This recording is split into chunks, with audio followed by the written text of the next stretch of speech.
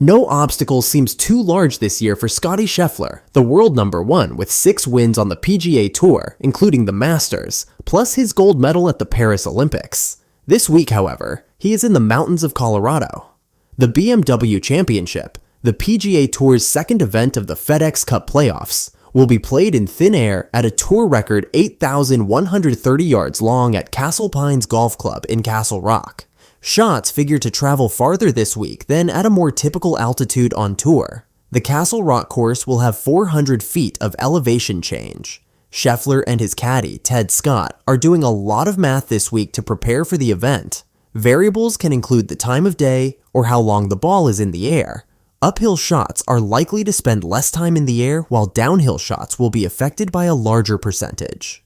We have our numbers and how far the ball goes here, and we still have our numbers at home. So we have 2 ways we're trying to do it, depending on the shot, just to where I know that I can get comfortable with the shot we're trying to hit, said Scheffler ahead of the event. Castle Pines Golf Club is a mountainous layout that sits more than 6,200 feet above sea level. The thinner air found at high altitudes doesn't just make balls fly farther, it also makes them curve less. The impact of altitude is more nuanced than simply subtracting 10% from a shot's distance. And it's an adjustment that players will need to make rather quickly at this week's BMW Championship.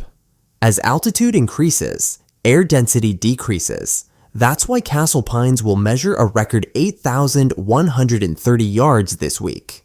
At sea level, that's roughly 7,350 yards long, about the standard on tour.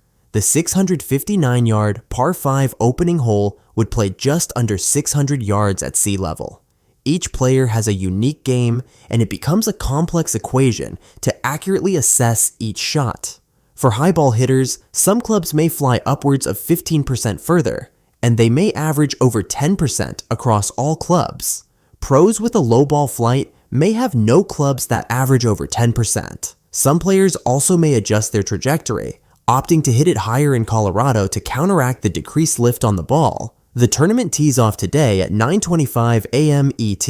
That's all for today. If you'd like to stay updated on more of the latest golf news, subscribe to this channel and give this video a thumbs